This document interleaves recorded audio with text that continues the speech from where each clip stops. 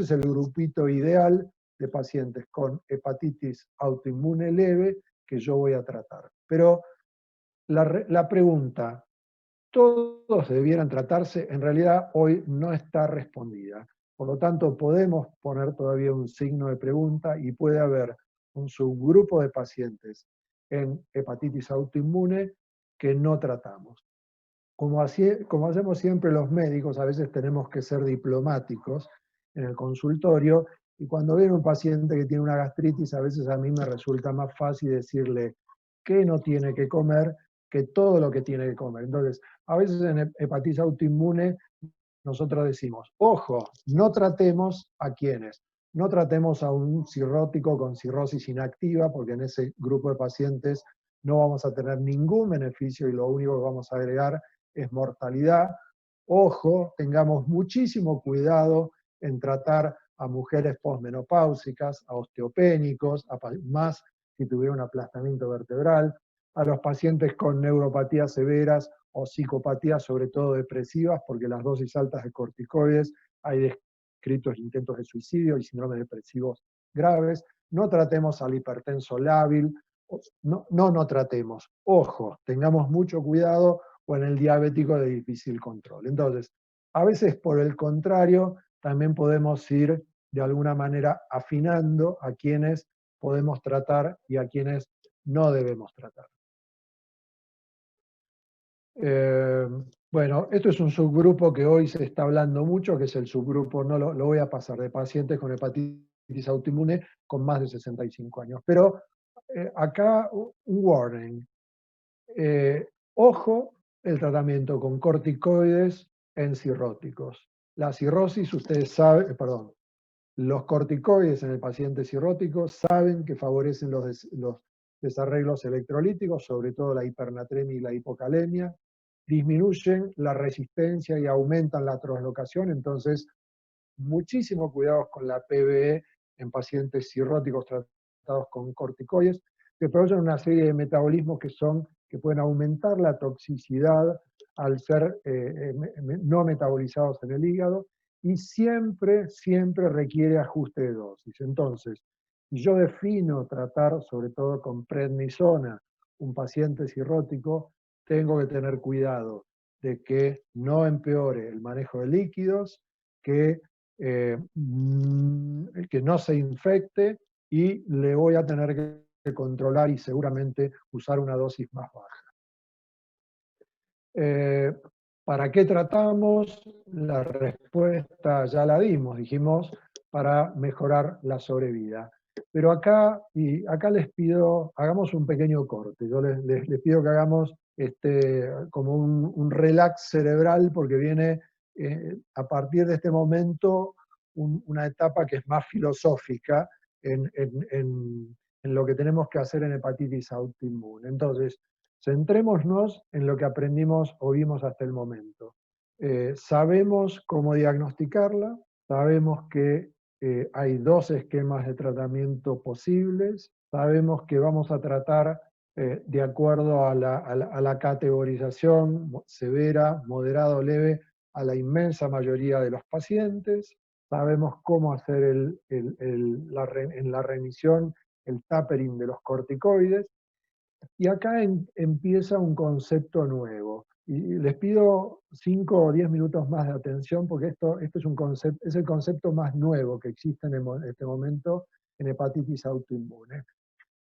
Nosotros en hepatitis autoinmune, para definir la remisión, utilizábamos las guías de la Asociación Americana del año 2002, que decían que le bajábamos un poco las transaminasas, o sea, por debajo de 1,5-2, que le mejorábamos la histología para que avance despacio. Se los estoy haciendo un poco con simpleza, ¿no? Para entender el concepto. Le bajábamos las transaminasas, le decíamos al paciente, mirá, te voy a controlar de mucho tiempo, con esto vamos a lograr que llegues a estar cirrótica, pero mucho más despacito, y le dábamos tratamiento utilizando lo menos posible para, sobre todo, minimizar los efectos adversos. Entonces, éramos muy económicos en todo.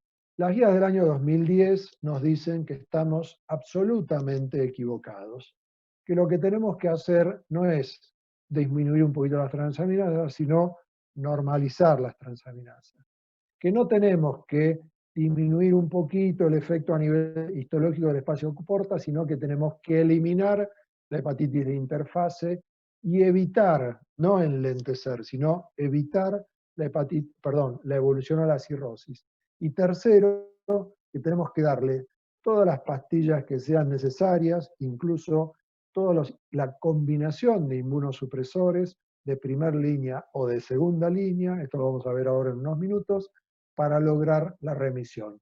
Esto no es un cambio semántico de alguien que un día dijo, bueno, vamos a complicarle la vida, vamos a complicarnos la vida a los hepatólogos, sino que es un profundo cambio conceptual y que tiene que ver con esto.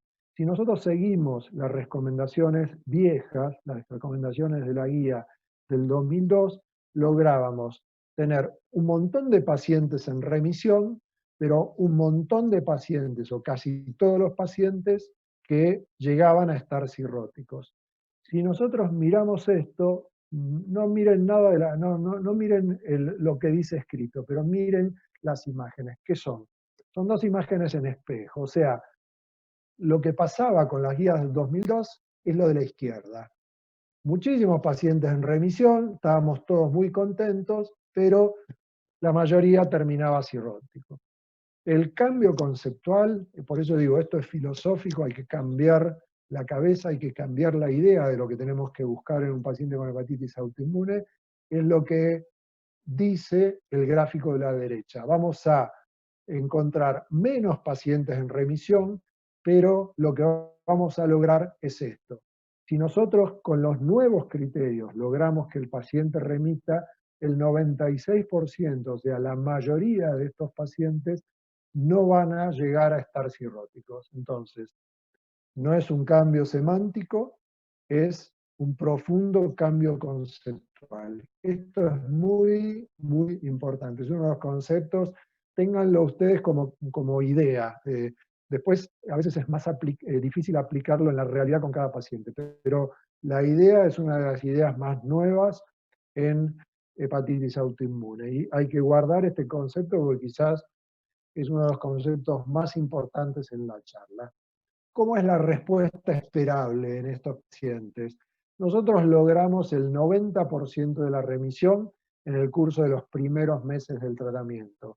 Logramos respuesta histológica a partir del año y en el 80% de los casos vamos a lograr remisión con esos conceptos en 12 a 36 meses. Este es más o menos el timing de la evolución del paciente tratado y seguido con una hepatitis autoinmune. Fíjense en esta diapositiva, y ya voy a ir terminando, bueno, quiero alargar más la charla, que hay más signos de pregunta que en realidad respuesta. ¿Qué laboratorio de pedir? ¿Cómo debo seguirlo? ¿Cuándo debo seguirlo? ¿Cada cuántas semanas lo pido? La verdad que en relación a eso hay más preguntas que respuestas. Lo que está claro, y esto es una opinión personal, ya no lo van a encontrar en las guías, es que en los primeros meses de tratamiento hasta lograr la remisión, estos pacientes deben estar seguidos muy de cerca. El primer mes hay que seguirlos semanalmente y después le empezamos a dar un poco de recreo, pero son pacientes que la respuesta tiene que ver con la adhesividad, como vimos antes, y esto es bastante difícil.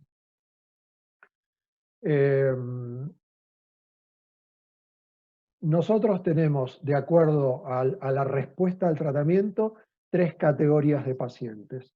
Pacientes que responden, esto se logra entre 12 a 36 meses en el 65 y 80% de los pacientes, pero también, a pesar de tener adhesividad, a pesar de haber elegido el tratamiento adecuado, darle el remedio que le corresponde, hay un 13% de pacientes que pueden tener una respuesta incompleta y hay 9% de fracasos, y ahora vamos a ver muy resumidamente qué hacemos en cada caso. Lo primero que tenemos que saber es que si tenemos un paciente que no tiene respuesta al tratamiento, que no logró remisión, tenemos que pensar en dos cosas. La primera, como les dije al principio, en reconsiderar el diagnóstico. Uno de los pilares para empezar a pensar que un paciente tiene una hepatitis autoinmune es saber que la mayoría va a responder. Entonces, si no responde, por lo menos pensemos en otros diagnósticos diferenciales. Y el segundo punto importantísimo es chequear la adhesividad.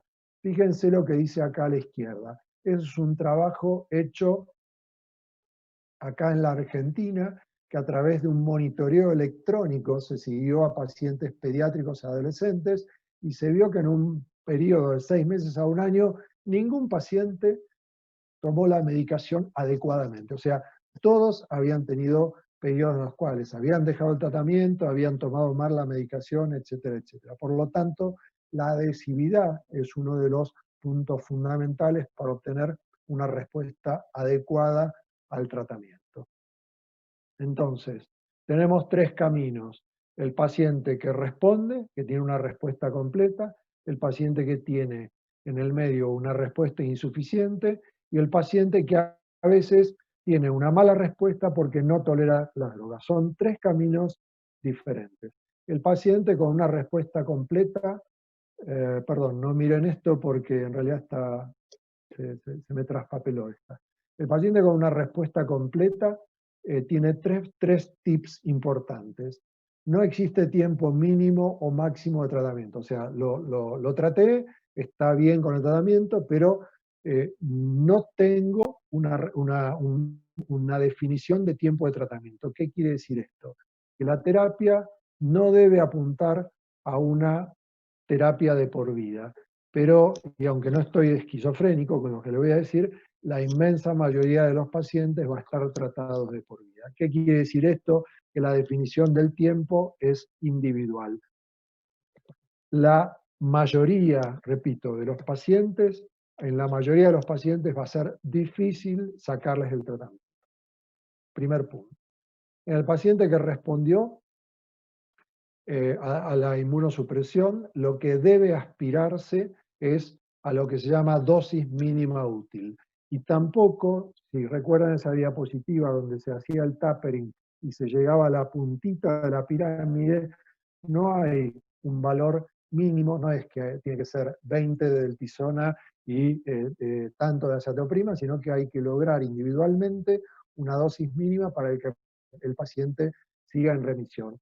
Y siempre un objetivo importantísimo del paciente que responde es tratar de sacarle la prednisona. Entonces, tratamiento y respuesta ideal es el paciente que logro que responda, que se mantenga en respuesta, que tiene un tiempo prolongado de tratamiento, que quizás en algún momento en un grupo muy, muy selecto busque suspender el tratamiento, que lo mantenga, el que debe mantener el tratamiento con una dosis mínima y en lo posible libre de esteroides.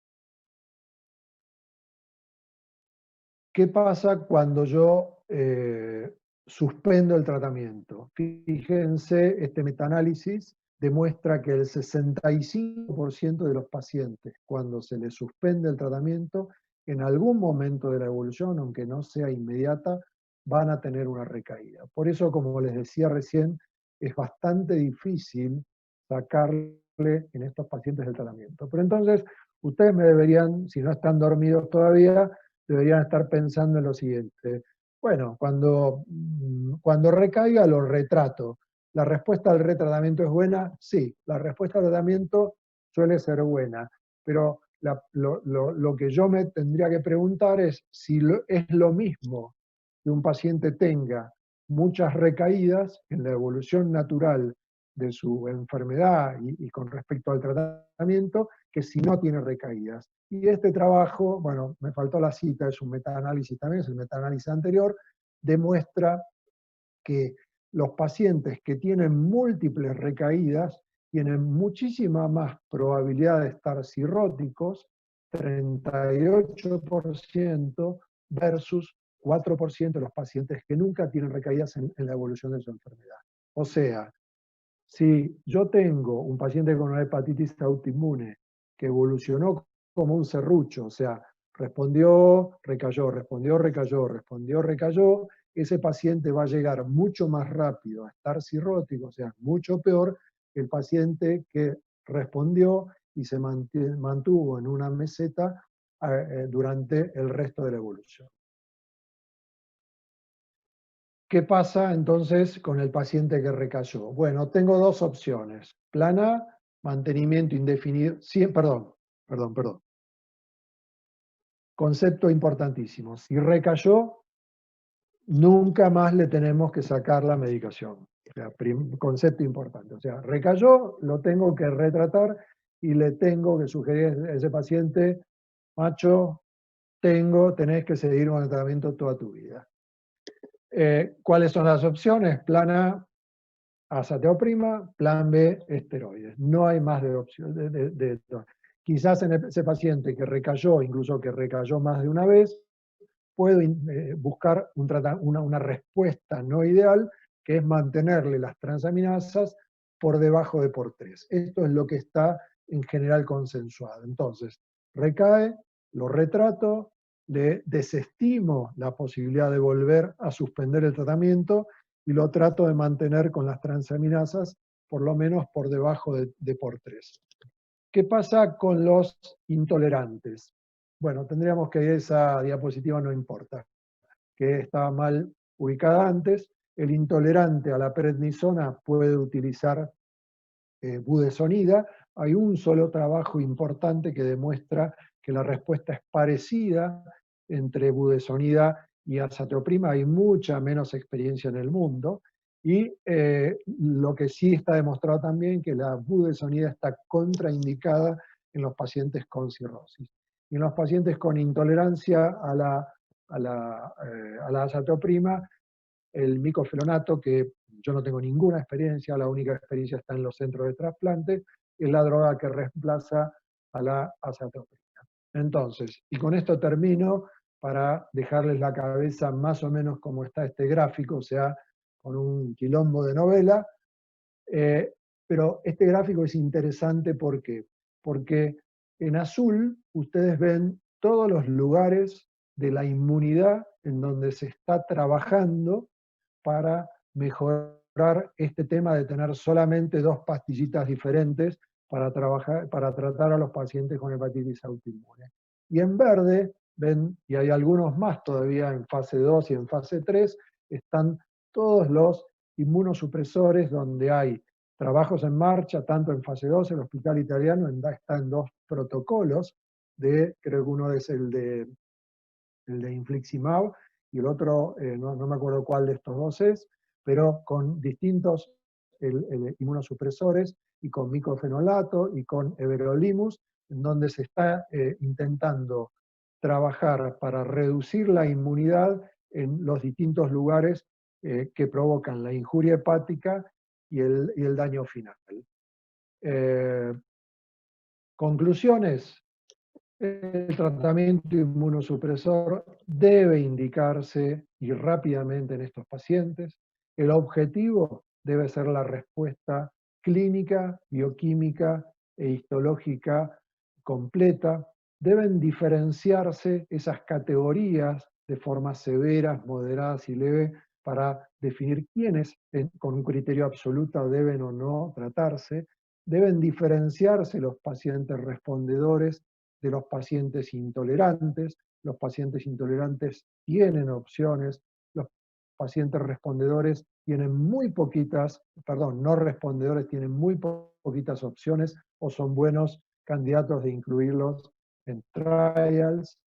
El uso de segunda línea no es para nosotros, y le diría que, como terminé la charla del otro día, cuando hablé de colangitis biliar primaria, en los pacientes con hepatitis autoinmune, que son muchos o la mayoría que llegan a estar cirróticos y que llegan a tener criterios de trasplante, no nos olvidemos que son el grupo de pacientes que son candidatos a ser trasplantados. ¿Por qué? Porque es la subpoblación de pacientes con enfermedad hepática crónica que tiene mejor sobrevida en cuanto al trasplante.